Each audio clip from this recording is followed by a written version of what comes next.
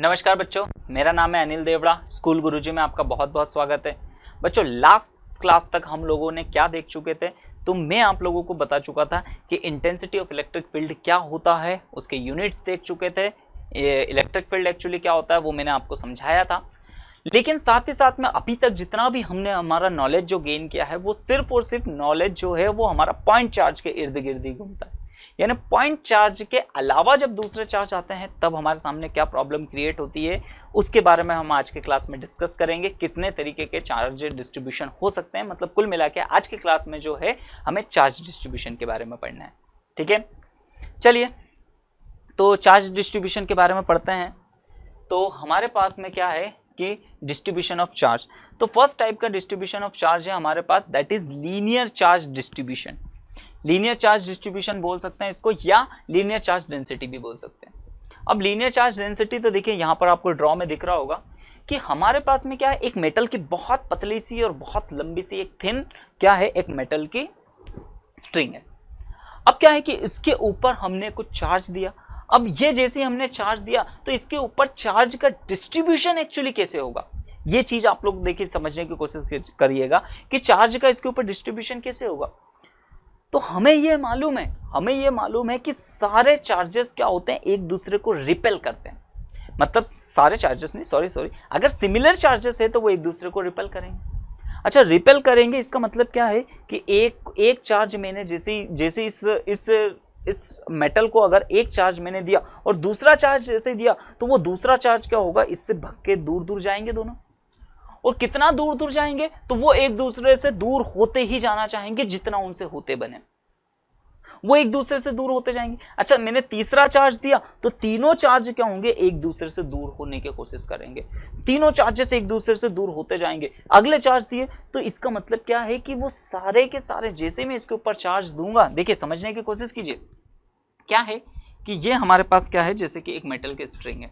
अब मैंने एक चार्ज यहां पर दिया और जैसे मैं दूसरा चार्ज यहां पर देता हूं तो हमको मालूम है कि पॉजिटिव पॉजिटिव में क्या होता है, दोनों चार्जेस पॉजिटिव पॉजिटिव है, दोनों चार्जेस में क्या होता है, एक दूसरे के बीच में रिपल्शन होता है। तो रिपल्शन के थ्रू ये क्या होगा, ये चार्ज इसको रिपेल करेगा और ये दोनों एक दूसरे से क्या होना चाहेंगे, दूर दूर दूर दूर दूर दूर दूर। कितना दूर होना चाहेंगे, तो इनफाइनाइट डिस्टेंस तक जाने की कोशिश करेंगे, जितना हो सके उनसे उतना दूर जाने की कोशिश करेंगे। तो अब क्या होगा कि ये चूंकि मेटल है, तो मेटल हमने ये पढ़ चुके हैं कि मेटल क्या करता है, इन चार्जेस को अपने अंदर फ्लो करने के लिए अलाउ करता है, अपने अंदर चलने देता है। तो अब ये क्या होगा, ये इसके ऊपर फोर्स ऑफ रिपल्शन काम करेगा। और फोर्स ऑफ रिपल्शन काम करेगा तो हम क्या देखेंगे, ये चार्ज यहां पर यहां तक आ गया, इस कॉर्नर तक। ठीक है, अब ये जैसे इस कॉर्नर तक आ गया, अब इसके बाद इससे ज्यादा चार्ज आगे जा नहीं पाएगा। अच्छा, इससे ज्यादा क्यों नहीं जा पाएगा, क्योंकि अब हमको मालूम है ये जाना तो चाहता है, लेकिन अब इसके चारों तरफ क्या आ गई, एयर। अब इसके चारों तरफ जैसे ही एयर आ गई तो अब क्या होगा कि एयर इस चार्ज को बाहर जाने के लिए अलाउ या अपने अंदर से फ्लो करने के लिए अलाउ नहीं करती। इसका डाइलेक्ट्रिक कांस्टेंट बहुत ज्यादा होता है, मैं बता चुका हूं, तो इसलिए ये अपने बाहर नहीं जा सकता। तो ये यहां तक के लिए इनकी ये लिमिट हो गई, लेकिन इससे ज्यादा डिस्टेंस पर ये दोनों नहीं रह सकते, मतलब इससे ज्यादा डिस्टेंस अपने बीच में अब क्रिएट नहीं कर सकते। अब देखिए, जैसे ही मैंने इसके ऊपर तीसरा चार्ज दिया बच्चों, तो फिर से इनके बीच में रिपल्शन होगा। अब हालांकि रिपल्शन इन दोनों चार्जेस के बीच में भी हो रहा, इनके बीच में भी रिपल्शन और इन दोनों के बीच में भी रिपल्शन, लेकिन यहां पर इसका फोर्स ऑफ रिपल्शन क्या होगा, ज्यादा बड़ा होगा, जबकि इसका फोर्स ऑफ रिपल्शन इसके कंपैरिजन में कम होगा। यानी इस चार्ज के ऊपर एक नेट फोर्स लग रहा होगा और नेट फोर्स की वजह से क्या हो रहा होगा, ये चार्ज रिपेल हो रहा होगा, इस तरफ पर आ रहा होगा। अब जैसे इस तरफ आ रहा होगा तो अब यहां पर समझने की कोशिश करना क्या होगा। ठीक है, तो अब क्या होगा, ये जो तीसरा चार्ज हमने दिया था वो इसके पास आ रहा होगा और वो यहां पर आया। अब जैसे यहां पर आया तो इसमें क्या होगा कि इनके बीच की डिस्टेंस और इनके बीच की डिस्टेंस सेम हो गई। इसका मतलब जितना फोर्स ऑफ रिपल्शन इस तरफ लग रहा है, इतना ही फोर्स ऑफ रिपल्शन ये इधर भी लगा रहा है। इसका मतलब इस चार्ज के ऊपर, अब यहां पर मेन बात समझने वाली बात है बच्चों, अब इस चार्ज के ऊपर हम देखेंगे तो इस चार्ज के ऊपर अब नेट चार्ज यहां पर कितना हो रहा है, या नेट फोर्स कितना हो रहा है, सॉरी नेट चार्ज नहीं बोलेंगे, नेट फोर्स यहां पर कितना हो रहा है। तो नेट फोर्स यहां पर कितना लग रहा है इसके ऊपर, तो नेट फोर्स यहां पर कितना लग रहा है बच्चों, वो नेट फोर्स है यहां पर 0। क्यों? क्योंकि जितना फोर्स इसके ऊपर की डायरेक्शन में लग रहा है उतना ही फोर्स नीचे की डायरेक्शन में, मतलब नेट फोर्स की वैल्यू अब क्या हो गई? 0। सेम अगला चार्ज आएगा तो वो इस तरीके से रिडिस्ट्रीब्यूशन होंगे कि सारों के बीच की डिस्टेंस सेम हो, यानी इसके ऊपर भी क्या होगा? ये अपने आप इस तरीके से अरेंज होते चले जाएंगे चाहे हम जितने चार्ज देते जाएं, और जितने चार्ज देते जाएं तो ये इस तरीके से क्या होगा? ये रिपल्शन के, याद रखना कौन सी? रिपल्शन के थ्रू क्या होते जाएंगे? ये एक दूसरे से अपने आप ही वो डिस्टेंस क्रिएट करते जाएंगे, या हम बोल सकते हैं उस डिस्टेंस की वजह से इनके बीच में चार्जेस अपने आप उस स्ट्रिंग में क्या हो जाए? उस मेटल स्ट्रिंग में डिस्ट्रीब्यूट होते जाएंगे। ठीक है, अब वो डिस्ट्रीब्यूशन एक प्रकार का होते चले जाएगा उस स्ट्रिंग्स में। ठीक है, तो इस तरीके से ये ऑटोमेटिकली उसके अंदर क्या हो जाएंगे? अरेंज्ड हो जाएंगे। ठीक है, अब देखिए ये प्रोसेस चलती जाती है, ये प्रोसेस ही कितना एक दूसरे से बहुत इनफाइनाइट, ये हम हमारे चारों तरफ प्रैक्टिकली देखते हैं। क्या होता है कि जहां क्या होता है, जहां इलेक्ट्रिसिटी, जो इलेक्ट्रिक प्लांट होते हैं वो हमसे काफी दूर होते हैं, या जहां पर इलेक्ट्रिसिटी जनरेट हो रही है, बेसिकली डैम में इलेक्ट्रिसिटी जनरेट हो रही है, तो वो क्या करते हैं कि वो वहां से यहां पर क्या होता है? सिर्फ तार में क्या होता है? चार्ज देते हैं। उन्होंने जैसे चार्ज दिया तो एक चार्ज दूसरे चार्ज से क्या करता है? रिपेल करते जाता है, और वो रिपेल करते करते करते करते क्या होता है? हमारे घर तक पहुंच जाता है। और सिर्फ हमारे घर तक नहीं, वो आगे भी जाते जाता है। कितना, कहां तक जाते जाता है? तो ये तार बहुत लंबा होता है। ये हम देखते हैं कि हर एक तार का कनेक्शन अगर हम लेके हमारे घर के तार का कनेक्शन लेते लेते लेते लेते जोड़ते जाए तो हमें पता चलेगा कि यार हम तो पूरे इंडिया में घूम लिए या इंडिया से बाहर निकल गए। तो इसका एक बहुत लंबा वेब जैसा एक चार्ज होता है, और उस रिपल्शन के थ्रू क्या होता है? ये चार्ज क्या होता है? इस लंबी लंबी स्ट्रिंग्स में, मेटल स्ट्रिंग्स में क्या होते हैं? डिस्ट्रीब्यूट हो जाते हैं। और इसी तरीके के डिस्ट्रीब्यूशन को हमको बच्चों स्टडी करना है। तो उम्मीद है ये आपको किस तरीके से डिस्ट्रीब्यूशन होता है चार्ज का, किस तरीके से चार्ज मेटल के अंदर काम करता है, ये आपको समझ में आया होगा। अब यहीं से एक चीज और आप लोगों की बच्चों यहाँ पर कवर होगी। वो कवर क्या है कि अक्सर बच्चों से जब ये क्वेश्चन पूछा जाता है तो बहुत बच्चे एक्चुअली क्या हो जाते हैं? कंफ्यूज्ड हो जाते हैं। मैं आप लोगों के लिए एक छोटा सा एग्जांपल देता हूं। ठीक है, देखिए जैसे कि क्या है, यहाँ पर एक ये मेरे पास एक बॉडी है। ठीक है, अब ये जैसे ही मेरे पास बॉडी है तो मैंने क्या करा, यहाँ पर इसके अंदर यहाँ पर छेद करा, और छेद करने के बाद इसको चार्ज करा। हम इसको चार्ज कैसे कर सकते हैं? फ्रिक्शन करके या इसको रब करके चार्ज किया। अब चार्ज करने के बाद मैंने इसको छेद करके वहां पर मैंने उस चार्ज को रखा, इसके बीच में, मिडिल में इसको रखा। अब जैसे इसको बीच में रखा और फिर उसके बाद मैं वापस चेक करने गया, और चेक हम कैसे करेंगे? इलेक्ट्रोस्कोप से। बता चुका हूं मैं आपको। इलेक्ट्रोस्कोप से जब चेक करने वहां पर गए तो हमने देखा हमको चार्ज वहां नहीं मिला। तो क्यों नहीं मिला होगा? तो फिर से ये बात का जवाब देखिए आपको खुद को मिल जाएगा। कैसे? ये बच्चे इस छोटे से क्वेश्चन को बड़ा कॉम्प्लिकेटेड समझते हैं कि चार्ज सिर्फ सरफेस पर क्यों रहता है। तो इसका जवाब आपको यहीं से मिल रहा है कि चार्ज को जब हमने इसके सेंटर पे रखा तो वहां पर एक से ज्यादा चार्ज होंगे, और चार्जेस एक से ज्यादा होंगे तो वो एक दूसरे को क्या करेंगे? रिपेल करेंगे, और रिपेल करके वो चार्ज एक दूसरे से मैक्सिमम डिस्टेंस पे आना चाहते हैं। तो मैक्सिमम डिस्टेंस कहाँ होगी? तो मैक्सिमम डिस्टेंस होगी कि वो या तो इस तरफ और इस तरफ, दोनों मैक्सिमम डिस्टेंस यहीं तक आ सकते हैं। इससे बाहर तो निकल नहीं सकते। क्यों नहीं निकल सकते? क्योंकि एयर आ गई। इसी तरीके से इस तरफ देखेंगे तो चार्ज यहां पर मैक्सिमम डिस्टेंस तक आ सकते हैं। इसका मतलब क्या है कि चार्ज इस बॉडी के अंदर नहीं होगा, सरफेस पे होगा। क्यों? क्योंकि सरफेस ही इनके बीच में मैक्सिमम डिस्टेंस क्रिएट करवा सकती है। ठीक है, अगर सरफेसेस के अंदर होंगे तो उनके बीच में क्या होगा बच्चों कि कुछ ना कुछ डिस्टेंस कम होगी, और कम डिस्टेंस की वजह से उसके ऊपर एक नेट फोर्स बन रहा होगा, और उस नेट फोर्स की वजह से कुछ ना कुछ वो वहां पर नहीं रह सकते, उनको सरफेस पे आना ही होगा। तो ये सिंपल सा जवाब है। देखिए एक टफ क्वेश्चन का इसी तरीके से सिंपल सा जवाब, सिर्फ सिंपली वो फोर्स ऑफ अट्रैक्शन रिपल्शन, यानी कभी भी जो चार्ज फ्लो करता है वो सरफेस के ऊपर फ्लो करता है, सरफेस के अंदर से फ्लो नहीं करता।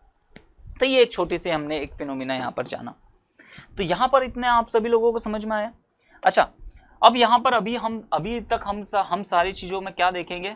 ठीक है, हम यहाँ पर अभी तक क्या देखे थे हमने कि हमारे पास जो हमारा नॉलेज था, तो वो हमारा नॉलेज सिर्फ पॉइंट चार्ज के ऊपर बेस्ड था। अब पॉइंट चार्ज के ऊपर बेस्ड था तो हम क्या करते थे पॉइंट चार्ज के बारे में कि एक पॉइंट चार्ज यहाँ है, दूसरा पॉइंट चार्ज यहाँ पर है, ये Q1 वैल्यू Q2 वैल्यू, इनके बीच की डिस्टेंस हमको चाहिए थी, और हम कूलम्ब्स फॉर्मूला यूज करके क्या कर सकते थे? आसानी से इसके बीच में फोर्स ऑफ अट्रैक्शन या फोर्स ऑफ रिपल्शन या कूलम्ब फोर्स हम निकाल लेते थे। लेकिन जब इस तरीके का चार्ज डिस्ट्रीब्यूशन हो गया, लीनियर चार्ज डिस्ट्रीब्यूशन हो गया, तब हमारे सामने एक प्रॉब्लम क्रिएट होने लग जाएगी। कैसे प्रॉब्लम क्रिएट होने लग जाएगी? बहुत सारे लोग सोचेंगे कि सर ये तो बहुत आसान है, एक चार्ज अगर मैंने यहां रख दिया, ठीक है, समझिएगा, जैसे एक चार्ज मैंने यहां रख दिया, ठीक है, अब एक चार्ज यहां पर, ये पॉइंट चार्ज अगर मैंने यहां रख दिया तो बोले सर बड़ा आसान है, एक यहां पर इसके Q1 की वैल्यू, इस पूरी स्ट्रिंग के ऊपर की वैल्यू आप ले लो Q2, दिस बीच की डिस्टेंस। लेकिन नहीं, यहां पर गलत हो जाएगा। क्यों गलत हो जाएगा? क्यों? क्योंकि ये वाला जो चार्ज है, ये वाला चार्ज, इसके ऊपर फोर्स और इसके बीच की डिस्टेंस ये R1। अब ये वाला चार्ज के ऊपर देखेंगे तो इसके फोर्स, ये वाली डिस्टेंस कितनी हो जाएगी R2, और इसके फोर्स की डायरेक्शन इस तरफ और इसके फोर्स की डायरेक्शन इस तरफ। सेम इसी तरीके से इस चार्ज की देखेंगे तो इसकी वैल्यू R3 और इसकी चार्ज की वैल्यू, इसके फोर्स की वैल्यू इस तरफ। इसका मतलब क्या है कि इसके ऊपर फोर्स लग रहा है, तो इसके ऊपर फोर्स इन सभी चार्जेस की वजह से लग रहा है। ये सभी चार्ज मिलकर क्या कर रहे हैं? उसको फोर्स ऑफ रिपल्शन कर रहे हैं। लेकिन वो हम सिंपली कूलम्ब्स फॉर्मूले से तो पता नहीं लगा सकते, यानी इसके लिए हमें कुछ दूसरा तरीका सोचना पड़ेगा।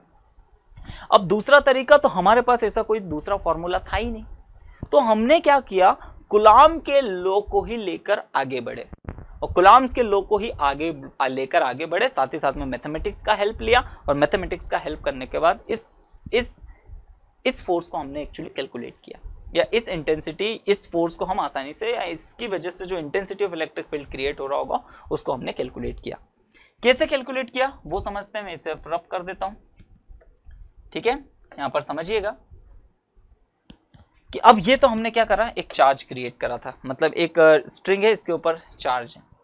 तो हमने क्या करा, हमने ये देखा जैसे हमारे घर के सामने भी जो तार जाता है जिसमें से करंट फ्लो करता है, तो इधर कितना जा रहा है, इधर कितना जा रहा है, उस चार्ज से मतलब नहीं। मैं क्या करूं, बीच में मैंने एक छोटा सा हिस्सा कट करा, ठीक है, ये चीज समझना, एक छोटा सा हिस्सा करा 1 मीटर का, और 1 मीटर में मुझे पता चला कि 10 चार्ज है, मान लेते हैं 1 मीटर में है 10 चार्ज है, तो ये तार का जहां पर भी जा रहा होगा सब दूर यही होगा। समझ पा रहे हो? यानी कि यहां पर मैंने देखा इसी तरीके से यही तार अगर 200 किलोमीटर दूर जाके वहां पर मैं अगर 1 मीटर का हिस्सा काट रहा हूं, तो वहां पर भी उस 1 मीटर में कितने चार्ज होंगे, तो 10 चार्ज ही होंगे। क्यों? क्योंकि अभी हाल मैंने बताया, जैसे ही हम चार्ज देते हैं तो उनके बीच में चार्जेस क्या होते हैं, एक दूसरे से इक्वल डिस्टेंस पे चार्ज उस पूरे तार में एक समान रूप से यूनिफॉर्मली क्या हो जाते हैं, चार्ज डिस्ट्रीब्यूट हो जाते हैं। कहीं ऐसा नहीं होगा कि कहीं पर चार्ज ज्यादा है, कहीं पर चार्ज कम है। हाँ, जब तक उसके क्रॉस सेक्शन में हम चेंजेस ना करें, तार के विड्थ में जब तक चेंजेस ना करें। समझ पा रहे हो? तो इसका मतलब क्या है कि यहां पर इतने हिस्से पे मैं चार्ज को कैलकुलेट करूं और इतना ही हिस्सा तार के किसी और हिस्से कहीं पर भी कैलकुलेट करूं, हमेशा मुझे सेम मिलेगा।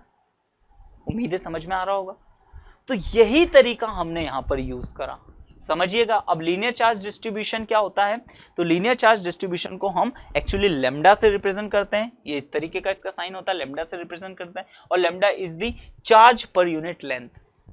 अब चार्ज पर यूनिट लेंथ का मतलब क्या है कि यहां पर क्या है कि इसकी एक यूनिट लेंथ में चार्ज की वैल्यू कितनी है, लैम्डा मान लेते हैं, ठीक है। थोड़ा सा इसको मैं और समझाने की कोशिश करता हूं कि एक यूनिट लेंथ हमने ली, उसके ऊपर चार्ज की वैल्यू है लैम्डा, ठीक है।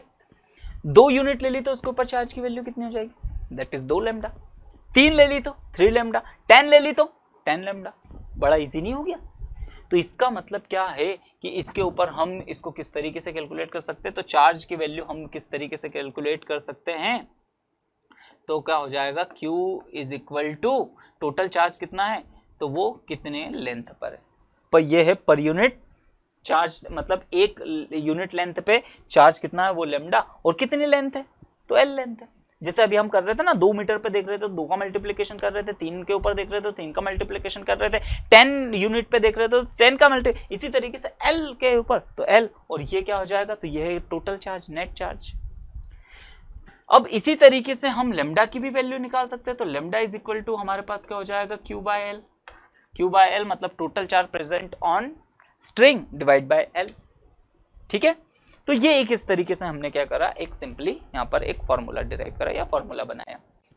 अब यहां पर अब ये चीज हमने कर ली, लेकिन अभी भी हमारे सामने प्रॉब्लम क्या क्रिएट हो रही है कि सर जो हमने ये चीज आप बता रहे हो कि ये तो पॉइंट चार्ज, लेकिन पॉइंट चार्ज तो है नहीं है, यानी हम कुलाम्स लॉ वगैरह इसके ऊपर कैसे यूज करें। तब हमने मैथमेटिक्स के एक फिनोमिना की हेल्प ली। क्या करा, मैंने इसका बहुत छोटा सा, सबसे छोटा सा एक हिस्सा यहाँ पर इस तार का कट किया, और वो हिस्सा क्या था, दैट इज डीएल। ठीक है, एक बहुत छोटी सी स्ट्रिप वहां पर कट करी, जितनी छोटी हो सकती थी, लाइक अ पॉइंट, यानी एक बहुत छोटा सा हिस्सा लिया, इतना छोटा हिस्सा कि जब उसको मैं देखूंगा तो वो मुझे एज अ पॉइंट, यानी एक पॉइंट जैसा दिखेगा मुझे।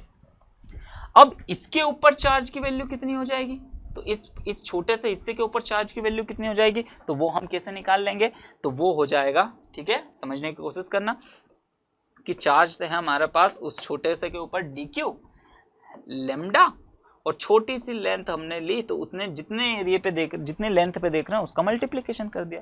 वही चीज समझ में आ रही है ना कि एक लेंथ के ऊपर देख रहे थे तो 1 लेमडा, 2 के ऊपर देख रहे थे 2 लेमडा, डीएल लेंथ पे देख रहे तो डीएल लेमडा। ठीक है, तो ये हमारे पास क्या हो जाएगा, क्या किसके ऊपर, तो किसके ऊपर, charge present on DL length. अब ये एक छोटा सा एक एज अ पॉइंट चार्ज ही बन गया। अब यहां पर क्या है कि हमारे पास एक दूसरा पॉइंट चार्ज जो हम एक्चुअली टेस्ट चार्ज कर रहे हैं वो ले लेते हैं। इसके बीच की डिस्टेंस हम लोगों को, ये वाली डिस्टेंस भी एक्चुअली पता है, आर हम कैलकुलेट कर सकते हैं। अब इसके ऊपर हमको क्या, कौन सा फॉर्मूला यूज करते हैं, सीधी सी बात है, कूलम्ब्स लॉ हम इसके ऊपर यूज कर सकते हैं। तो अब हम इसकी वजह से intensity of magnetic field, intensity of electric field, sorry intensity of electric field अगर हम निकालेंगे तो वो क्या बन जाएगा, तो E is equal to 1/4 pi epsilon naught, और यहाँ पर D, यहाँ पर DE लिख लेता हूं। अब DE का मतलब क्या है कि जो इलेक्ट्रिक फील्ड हम यहाँ पर निकाल रहे हैं बच्चों, क्या निकाल रहे हैं, इलेक्ट्रिक फील्ड। तो जो इलेक्ट्रिक फील्ड हम निकाल रहे हैं इस छोटे से डीएल की वजह से, electric field due to dq charge लिख सकते हैं या डीएल लेंथ भी लिख सकते थे। ठीक है, तो वो कितना होगा, 1/4 पाई एप्सिलॉन नॉट, और इसके ऊपर चार्ज कितना है, तो वो चार्ज क्या है, dq, और बाय डिस्टेंस कितना है, r स्क्वायर। सिंपली, बड़ा आसानी से हम लोगों को ये चीज समझ में। अच्छा, अब चूंकि dq की वैल्यू यहां से मैं लिख सकता हूं यहाँ पे, तो क्या हो जाएगा मेरे पास, de is equal to 1/4 pi epsilon naught, dq की वैल्यू हम लिख चुके हैं, क्या है, lambda dl by r square. ये चीज समझ में आई आप सभी लोगों को। अब यहां तक हमारे पास में आके गाड़ी रुक गई थी। अब हमें ये पता लगाना था कि हमने तो सिर्फ इतने से, जबकि हमको पूरे की वजह से लगाना था। तो अब हमने ये चीज देखी कि इस पूरे के ऊपर, पूरे को हमने क्या करा, तो यहां पर हम ये देखना चाहते थे पूरे के ऊपर चार्ज कितना है, तो हमने यहां पर जैसा डीएल कट करा, फिर इसके ऊपर फोर्स देखा, फिर छोटा सा डीएल यहां कट करा, इसके ऊपर फोर्स देके, फिर यहां छोटा सा कट करा, यहां छोटा सा कट करा, और सारे फोर्सेस को कट करते करते अब हम इन सब सारे इसके ऊपर इफेक्ट को क्या कर देते हैं, मर्ज कर देते हैं, यानी इंटीग्रेट कर देते, जोड़ देते, ऐड कर देते। तो यहां पर हमको इस तरीके से जब बहुत सारी चीजों को ऐड करना होता है, बहुत सारी चीजों को हमको इस तरीके से ऐड करना है, तो हम कैलकुलस की हेल्प लेते हैं। मैथमेटिक्स की एक ब्रांच है जिसमें कैलकुलस, वहां कैलकुलस की हेल्प लेते हैं, यानी इसको इंटीग्रेट करते हैं। तो अब इंटीग्रेट करेंगे हम इसको, तो अब हमारे पास जब इसको इंटीग्रेट करेंगे तो हमारे पास इंटेंसिटी ऑफ इलेक्ट्रिक फील्ड इस पूरे लेंथ की वजह से क्या आने वाली है, तो E इज इक्वल टू, यहां पर इसको इंटीग्रेट किया तो डी का इतना, आप 12th क्लास के स्टूडेंट तो इतना जानते होंगे, समझते होंगे। अब इसको इंटीग्रेट करेंगे तो यहां पर से देखिए जो जो कांस्टेंट वैल्यू, तो constant value lambda charge per unit, और ये 4 पाई एप्सिलॉन नॉट, और ये dl बाय r स्क्वायर। ये दोनों की दोनों ही कैसी क्वांटिटी, दोनों की दोनों ही कैसे हो जाएंगी, वेरिएबल क्वांटिटी है, क्योंकि डीएल डिस्टेंस आगे आगे खसकाते जाएंगे, वो भी वेरिएबल है, साथ ही साथ में ये जो डिस्टेंस है ये भी वेरी कर रही है। इतनी बात समझ में आई। तो ये हमारे पास क्या बन जाएगा, तो ये हमने क्या करा, यूज करा कूलम्ब्स लॉ को, जो कि हमको मालूम था कि पॉइंट चार्ज के ऊपर काम करता है। ठीक है, पॉइंट चार्ज के बेसिस पे हमने मैथ्स की हेल्प लेके, इंटीग्रेशन की हेल्प लेके हमने इस पूरे तार की वजह से इंटेंसिटी ऑफ इलेक्ट्रिक फील्ड कितना क्रिएट हो रहा होगा उसको हमने एक फॉर्मूला बनाया। तो उम्मीद है बच्चों ये बात आप सभी लोगों को अच्छे से क्लियर हुई होगी। तो ये था हमारे पास में लीनियर चार्ज डिस्ट्रीब्यूशन। इसी तरीके से अब हम आगे बढ़ते हैं तो लीनियर चार्ज डेंसिटी के बाद अब हमारे पास में आता है that is areal charge density. अब एरियल चार्ज डेंसिटी को आप किस तरीके से समझ सकते हैं, तो देखिए जैसे मैं यहाँ पर आप लोगों को समझाता हूँ। हाँ, जैसे ये है, अब यहाँ पर इसके पास लेंथ है, ब्रेथ है, यानी लंबाई है, चौड़ाई है, लेकिन इसकी थिकनेस बहुत कम है। यानी इसके पास अगर हम बात करें तो इसके पास एरिया है इसके कंपैरिजन में, मतलब इसके लेंथ और ब्रेथ इसकी विड्थ के कंपैरिजन में बहुत ज़्यादा है, तो इसके पास हम बोलेंगे कि इसके पास सिर्फ एरिया है, वॉल्यूम नेग्लिजिबल है। ठीक है, नेग्लिजिबल, हाँ, मतलब उसके एरिया के कंपैरिजन में वॉल्यूम बहुत कम है। अब देखेंगे तो उसके ऊपर इसी तरीके से यहाँ पर बना दे, इसके ऊपर हमारे पास चार्ज है। फिर से यहाँ पर क्या होगा, जैसे हम चार्ज करेंगे तो वो ऑटोमेटिकली अपने इस तरीके से डिस्ट्रीब्यूट हो जाएंगे कि सबके बीच में हम किसी भी के ऊपर देखें तो इसके ऊपर नेट फोर्स हमेशा कितना होगा, 0। यानी ये जितना धक्का दे रहा होगा उतना ही धक्का ये दे रहा होगा, ऊपर देगा नीचे वाला, यानी सारी डायरेक्शन से इसके ऊपर नेट फोर्स की वैल्यू कितनी आएगी, वो 0 आएगी। इसका मतलब यहाँ पर भी क्या होगा, चार्ज एक समान रूप से वितरित होंगे सब दूर। अब वही चीज यहाँ पर मैं कोई सा भी छोटा सा हिस्सा कट करूं, यहाँ से करूं, यहाँ से करूं, दोनों के ऊपर चार्ज की वैल्यू सेम होगी अगर ये दोनों हिस्से बराबर है। क्यों? क्योंकि दोनों के ऊपर सेम ही तो होगा, क्योंकि चार्ज का डिस्ट्रीब्यूशन हुआ है, यही तो हम पढ़ रहे हैं। चलिए, तो अब यहाँ पर वही चीज करते हैं कि हमने यहाँ पर क्या करा, अब एक छोटा सा एरिया कट करा, ठीक है, ये यूनिट एरिया कट करा, और यूनिट एरिया कट करने के बाद इसके ऊपर चार्ज जब हमने कैलकुलेट किया तो वो हमें कितना पता चला, तो उस चार्ज को हमने यहाँ पर रिप्रेजेंट किया किससे, सिग्मा से। ये वर्ड क्या बच्चों, सिग्मा।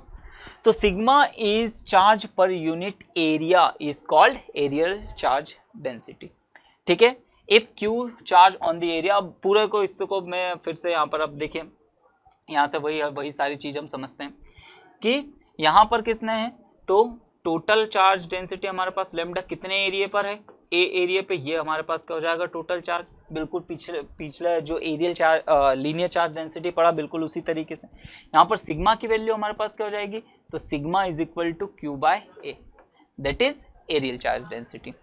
फिर साथ ही साथ में वही देखेंगे कि यहाँ पर क्या होगा कि अब हमने क्या करा, फिर से वही चीज कि मैं इस पॉइंट चार्ज के ऊपर फोर्स ऑफ अट्रैक्शन या फोर्स ऑफ रिपल्शन या इंटेंसिटी ऑफ इलेक्ट्रिक फील्ड निकालना चाहता हूँ। तो यहाँ पर मैंने बहुत छोटा सा एरिया कट किया, और वो बहुत छोटा सा एरिया मैंने क्या माना, दैट एरिया इज ds। बहुत छोटा सा एरिया कट किया, इतना छोटा सा एरिया कट किया कि वो एज अ पॉइंट चार्ज काम करेगा। अब इसके ऊपर फोर्स हम निकाल सकते हैं, ठीक है, तो इसके ऊपर फोर्स हम निकाल सकते हैं। तो सबसे पहले बात तो मुझे यहाँ के चार्ज की वैल्यू चाहिए, तो चार्ज क्या होगा, तो वहां पर बहुत छोटे से जगह पे चार्ज हमने छोटा सा क्या होगा, dq, और उसको कैसे निकालेंगे, एरियल चार्ज डेंसिटी कितने एरिया पे देख रहे हैं, तो ds एरिया पे देख रहे हैं, सरफेस पे देख रहे हैं। ठीक है, अब हम क्या निकाल लेते हैं, तो अब हम निकाल लेते हैं इंटेंसिटी ऑफ इलेक्ट्रिक फील्ड। क्या निकाल लेते हैं बच्चों, इंटेंसिटी ऑफ इलेक्ट्रिक फील्ड। ठीक है, इंटेंसिटी ऑफ इलेक्ट्रिक फील्ड। चलिए, अब देखते हैं इंटेंसिटी ऑफ इलेक्ट्रिक फील्ड यहाँ पर किस तरीके से हम इसको रिप्रेजेंट कर सकते हैं, समझ सकते हैं।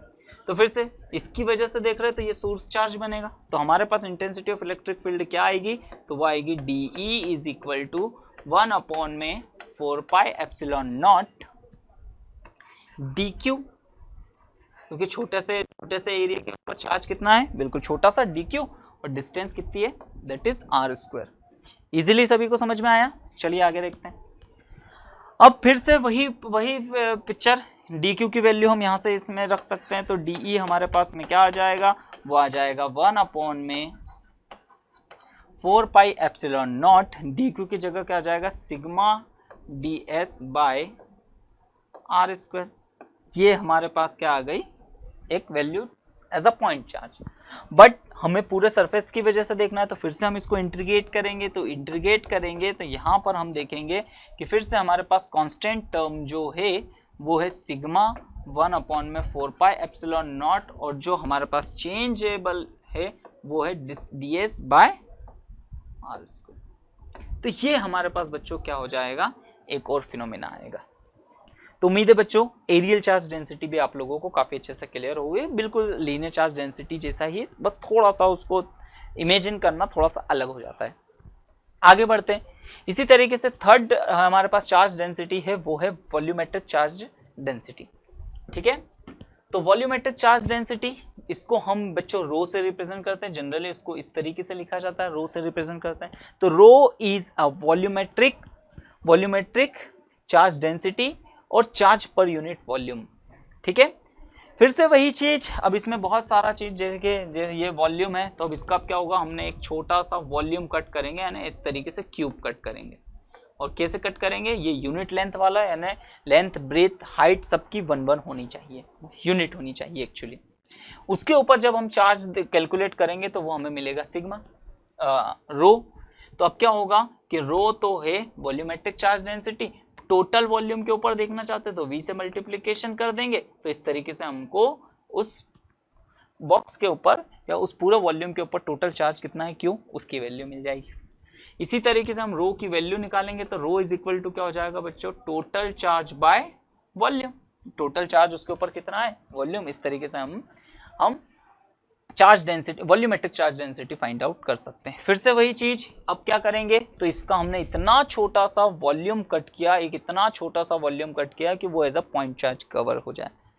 उसके ऊपर चार्ज कितना होगा, तो उसके ऊपर चार्ज होगा बच्चों, वो होगा dq is equal to sigma dv, क्योंकि छोटा सा वॉल्यूम कट किया तो इसलिए इस बार आ जाएगा dv, वॉल्यूम आ जाएगा।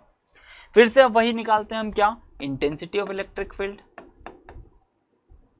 क्या निकाल लेंगे बच्चों, इंटेंसिटी ऑफ इलेक्ट्रिक फील्ड। अब इंटेंसिटी ऑफ इलेक्ट्रिक फील्ड क्या होगा, तो फिर से DE is equal to 1/4 pi epsilon naught dq by r square. ठीक है, हाँ, अब यहां से फिर से हम dq की वैल्यू यहां से देख के लिख सकते हैं, वो क्या हो जाएगा, तो वो हो जाएगा 1/4 पाई एप्सिलॉन नॉट, सॉरी यहाँ पर सिग्मा लिख दिया मैंने, यहाँ एक्चुअली रो आएगा। ठीक है, तो यहाँ पर लिख दिया रो, तो यहाँ पर भी हो जाएगा रो। ओ रोते रोते हंसना सीखो, रो, और फिर साथ में dv। ठीक है, डिवाइड बाय r स्क्वायर। फिर से वही, अब इसको इंटीग्रेट करेंगे, पूरे की वजह से देखना है, तो क्या हो जाएगा हमारे पास, तो वो हो जाएगा E इज इक्वल टू 1, यहाँ पर लैम्डा रो लिख सकते हैं 1/4 pi epsilon naught dv by r square, लिख सकते हैं कि नहीं, बोलो सत्यनारायण भगवान की जय। तो इस तरीके से हम देख सकते हैं कि हमने linear charge density, aerial charge density को बहुत बार सरफेस चार्ज डेंसिटी भी कहा जाता है, और वॉल्यूमेट्रिक चार्ज डेंसिटी सब सीखा। अच्छे से क्लियर हुआ बच्चों। एक बात और सभी को कि इनकी यूनिट क्या है, तो इसकी यूनिट न्यूटन पर कूलम, ये हम लोग पढ़ चुके लास्ट क्लास में। तो ये चार्ज डेंसिटी सभी को अच्छे से, मुझे उम्मीद है, समझ में आई होगी, इनकी क्यों रिक्वायरमेंट पड़ी, किस तरीके से हमने मैथमेटिक्स की यहाँ पर हेल्प ली, और इन सभी की वजह से चार्ज को हमने कैलकुलेट किया। तो आज की क्लास हम यहीं समाप्त करते हैं। उम्मीद है आप लोगों को ये सारा मैटर बहुत अच्छे से समझ में आया होगा। ठीक है, फिर से मैं आप लोगों के साथ यही कहना चाहूँगा कि अगर आपको मेरी क्लास अच्छी लगती है तो प्लीज़ प्लीज़ प्लीज़ आप वीडियो को लाइक कीजिए, चैनल को सब्सक्राइब कीजिए, और इस वीडियो को अपने दोस्तों में, अपने व्हाट्सएप ग्रुप में ज़रूर शेयर कीजिए। चलिए, आज के लिए इतना ही, मिलते हैं अगली क्लास में। धन्यवाद।